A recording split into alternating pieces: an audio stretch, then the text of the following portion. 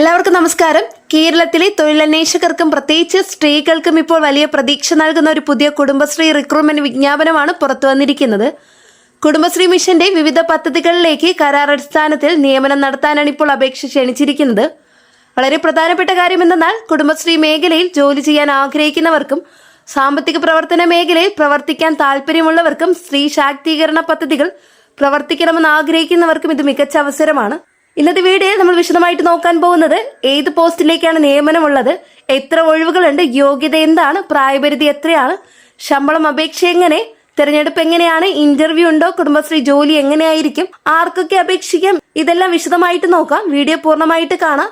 Video skip ചെയ്യാതെ മുഴുവനായിട്ട് കാണാം. ഈ റിക്രൂട്ട്മെന്റിന്റെ വിശദവിവരത്തിലോട്ട് കടക്കും മുമ്പായിട്ട് ചാനൽ വീഡിയോ ആദ്യമായിട്ട് കാണുന്നത് സബ്സ്ക്രൈബ് ചെയ്യുക. തൊട്ടടുത്ത് കാണുന്ന ബെല്ലൈക്കൺ അമർത്താൽ ഞാനിടുന്ന വീഡിയോയുടെ നോട്ടിഫിക്കേഷൻ ഉടനെ തന്നെ നിങ്ങൾക്ക് ലഭിക്കുന്നതായിരിക്കും. കൂടാതെ ജോലി അന്വേഷിക്കുന്ന നിങ്ങളുടെ സുഹൃത്തുക്കളിലേക്ക് ഷെയർ ചെയ്ത് കൊടുക്കുക, അവർക്ക് ഉപകാരപ്പെടും. വീഡിയോക്ക് ലൈക്ക് ചെയ്ത് സപ്പോർട്ടും തരാം. ഇപ്പോൾ പുറത്തു വന്നിരിക്കുന്ന വിജ്ഞാപനം കുടുംബശ്രീ ജില്ലാ മിഷൻ ഓഫീസിന്റെ ഭാഗത്തു നിന്നുള്ള നിയമനമാണ്. കേരളത്തിലെ വിവിധ ജില്ലകളിൽ കുടുംബശ്രീ പ്രവർത്തനങ്ങൾ ശക്തിപ്പെടുത്തുന്നതിനായാണ് പുതിയ ആളുകളെ നിയമിക്കുന്നത്. പ്രത്യേകിച്ച് സ്ത്രീ സ്വയം തൊഴിൽ പദ്ധതികൾ, മൈക്രോ എന്റർപ്രൈസ് പ്രവർത്തനങ്ങൾ, കുടുംബശ്രീ യൂണിറ്റുകൾ ഏകോപനം, സാമൂഹിക വികസന പ്രവർത്തനങ്ങൾ എന്നിവയുമായി ബന്ധപ്പെട്ട മേഖലകളിലാണ് നിയമനം നടത്തുന്നത്. ഇപ്പോൾ പോസ്റ്റുകളെ കുറിച്ച് വിശദമായി നോക്കാം. വിജ്ഞാപനത്തിൽ കുടുംബശ്രീ മൈക്രോ എന്റർപ്രൈസ് മേഖലയിൽ പ്രവർത്തിക്കുന്ന പോസ്റ്റുകളിലേക്കും പ്രോജക്ട് കോർഡിനേഷൻ ജോലിയിലേക്കുമാണ് പ്രധാനമായി നിയമനം നടക്കുന്നത്. ചില പോസ്റ്റുകൾക്ക് നിരവധി ഒഴിവുകളുണ്ട്, ചില പോസ്റ്റുകൾക്ക് ഒരു ഒഴിവ് മാത്രമാണുള്ളത്. അതിനാൽ യോഗ്യതയുള്ളവർ അവസാന തീയതി വരെ കാത്തിരിക്കാതെ ഉടൻ തന്നെ അപേക്ഷിക്കേണ്ടതാണ്. ശമ്പളത്തെക്കുറിച്ച് പറയുമ്പോൾ വിജ്ഞാപനത്തിൽ ഏകദേശം 20,000 രൂപ വരെയുള്ള പ്രതിമാസ വേതനം സൂചിപ്പിച്ചിരിക്കുന്നു. ചില പോസ്റ്റുകൾക്ക് കൺസോളിഡേറ്റ് പേയ്മെന്റ് ആയിരിക്കും, അതായത് സ്ഥിര സർക്കാർ ജോലി പോലെയുള്ള സാലറി സ്ട്രക്ചർ അല്ല. എന്നാൽ കുടുംബശ്രീ പദ്ധതികളിൽ പ്രവർത്തിക്കാൻ ആഗ്രഹിക്കുന്നവർക്ക് ഇത് മികച്ച അവസരമാണ്. പ്രത്യേകിച്ച് എക്സ്പീരിയൻസ് നേടാൻ ആഗ്രഹിക്കുന്ന യുവാക്കൾക്കും സ്ത്രീകൾക്കും ഈ ജോലി വളരെ സഹായകരമാകും. ഇപ്പോൾ പലർക്കുമുള്ള ചോദ്യം ഈ ജോലി സ്ഥിരമാണോ എന്നതാണ്. വിജ്ഞാപന പ്രകാരം ഇത് കോൺട്രാക്ട് അടിസ്ഥാനത്തിലുള്ള നിയമനമാണ്. എന്നാൽ കുടുംബശ്രീ പോലുള്ള വലിയ സർക്കാർ അനുബന്ധ പദ്ധതികളിൽ പ്രവർത്തിക്കുന്നത് ഭാവിയിൽ കൂടുതൽ അവസരങ്ങൾ നേടാൻ സഹായകരമാകും. നിരവധി പേർ കുടുംബശ്രീ എക്സ്പീരിയൻസ് ഉപയോഗിച്ച് പിന്നീട് മറ്റ് സർക്കാർ പദ്ധതികളിലും NGO മേഖലയിലും ജോലി നേടിയിട്ടുള്ളതാണ്. ഇപ്പോൾ യോഗ്യതയെക്കുറിച്ച് നോക്കാം. വിജ്ഞാപനത്തിൽ ചില പോസ്റ്റുകൾക്ക് ഡിഗ്രി യോഗ്യത ആവശ്യപ്പെട്ടിട്ടുണ്ട്.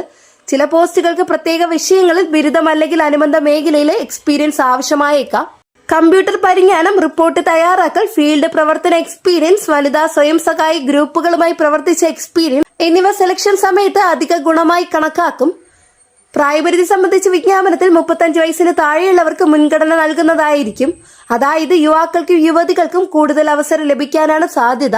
പ്രത്യേകിച്ച് കുടുംബശ്രീ CDS, ADS പ്രവർത്തനങ്ങളുമായി ബന്ധപ്പെട്ട് മുമ്പ് പ്രവർത്തിച്ചവർക്കും കുടുംബശ്രീ യൂണിറ്റ് അംഗങ്ങൾക്കുമൊക്കെ ഈ അവസരം വളരെ ഉപകാരപ്പെടും. ഇപ്പോൾ അപേക്ഷ സമർപ്പിക്കൽ പ്രക്രിയയെക്കുറിച്ച് നോക്കാം. വിജ്ഞാപന പ്രകാരം അപേക്ഷ ഓൺലൈൻ വഴിയാണ് സ്വീകരിക്കുന്നത്. കുടുംബശ്രീയുടെ ഔദ്യോഗിക വെബ്സൈറ്റ് വഴി അപേക്ഷ സമർപ്പിക്കണം. അപേക്ഷ നൽകുമ്പോൾ ആവശ്യമായ രേഖകൾ സ്കാൻ ചെയ്ത് അപ്ലോഡ് ചെയ്യേണ്ടതായിട്ട് വരും. SSLC certificate, degree certificate, experience certificate, Aadhaar, passport size photo, signature ഇവയെല്ലാം തയ്യാറാക്കി വെക്കുന്നതാണ് നല്ലത്. അപേക്ഷ നൽകുമ്പോൾ ഏറ്റവും ശ്രദ്ധിക്കേണ്ട കാര്യം അവസാന തീയതിയാണ്.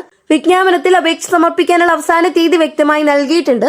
അവസാന ദിവസം വരെ കാത്തിരുന്നാൽ സെർവർ ഇഷ്യൂ പോലുള്ള പ്രശ്നങ്ങൾ വരാൻ സാധ്യതയുണ്ട്. അതിനാൽ എത്രയും പെട്ടെന്ന് അപ്ലൈ ചെയ്യുന്നത് നല്ലതാണ്. ഇപ്പോൾ സെലക്ഷൻ പ്രോസസ്സിനെ കുറിച്ച് സംസാരിക്കാം.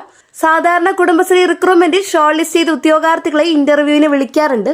ചില പോസ്റ്റുകൾക്ക് റിട്ടൺ ടെസ്റ്റ് ഉണ്ടായേക്കാം. ചിലതിൽ academic qualification, experience, interview performance എന്നിവയുടെ അടിസ്ഥാനത്തിലായിരിക്കും സെലക്ഷൻ നടക്കുക. ഇപ്പോൾ കുടുംബശ്രീ ജോലിയുടെ നാച്ചർ എന്താണെന്ന് പലർക്കും അറിയില്ല.